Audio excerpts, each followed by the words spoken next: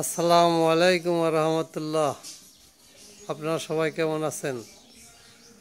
আলহামদুলিল্লাহ, আল্লাহর রহমতে আমি ভালো আছি। শওকত ব্লগসে আজকে একটি ছোট্ট গল্প নিয়ে হাজির হলাম। আশা করি আপনারা সবাই আমার গল্পটি শুনবেন এবং আমার চ্যানেলটি সাবস্ক্রাইব করবেন এবং বেশি বেশি ভিডিও শেয়ার করবেন। গল্পটি হচ্ছে একটু শিক্ষণীয় গল্প।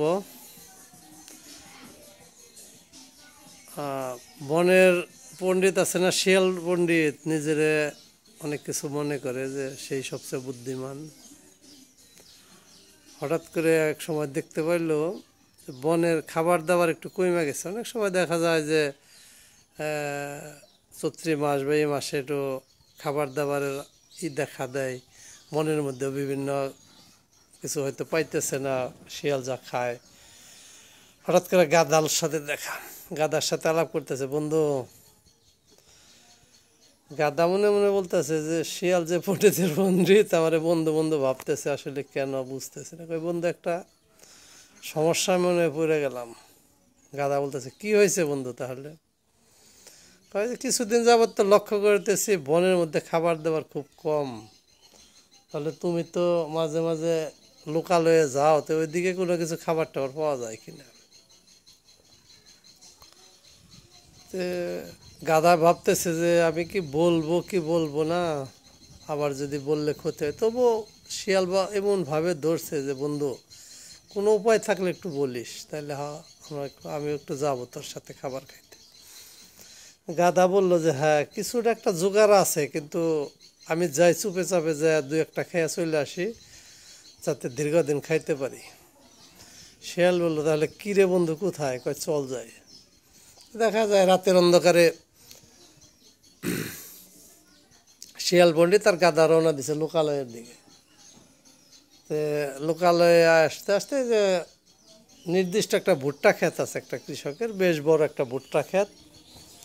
ওই গাদা বললো, এই যে একটা ক্ষেত দেখ, এটার নাম বলে ভুট্টা। এই ভুট্টা খেতে আমি আসি, দুই চারটা করে ভুট্টা খাই, একটু পর পর খাই, যাতে এমনভাবে খাই যাতে গৃহস্থ না বুঝতে পারে যে এখানে খুব একটা ক্ষতি হয়েছে।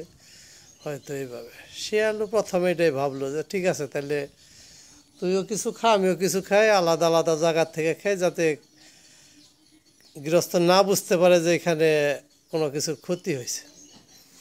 এই তো এইভাবে শিয়াল এবং গাদা মাঝে মাঝে আসে, কিন্তু শিয়ালের মানে এমন একটা বুদ্ধি জুটলো, দুস্থ বেশি করে সংগ্রহ করে একবারে আমার বন্ধু বান্ধব লইয়া তোর বন্ধু বান্ধব লইয়া একবার এটা শেষ করে ফেলায়। গাদা বারবার মানা করতেছে, নারী দোস্ত এটা করা যাবে না, একটা লোকের এটা নেবেও না, আমরা আস্তে আস্তে খাই। তো শিয়াল মানে নাই ভাই। শিয়াল এমন খাইছে বন্ধু বান্ধবের নিচে, একবারে ভুট্টার বংশ সব শেষ করে ফেলাইছে। সব ভুট্টা মনে করেন চুরমার কইরা যা পারছে নিচে, যা পারছে খাইছে, যা পারছে জঙ্গলে নিয়ে গেছে, সব মিলাইছে। পরের দিন তো গৃহস্থ দেখছে যে এই অবস্থা। পরে গৃহস্থ মনে মনে চিন্তা করলো, না আর ভুট্টা ক্ষেত করা যাবে না। তো কিছুদিন যাওয়ার পরে আবারও সেই সিজন আসছে, খাবার দাবারের সংখ্যা কম। ওই যে গাদা দোস্ত চল যায়। কারণ কৃষক তো ওই ভুট্টার অবস্থা দেখে কেউ আর ভুট্টা ক্ষেত করে না। ওই আবার ওই সাথে দেখে রাতারাতি যে কেউ আর ভুট্টার ক্ষেত করে না, অন্য কিছু আবাদ করে রাখছে, যেটা ওইভাবে আর খাইতে পারে না।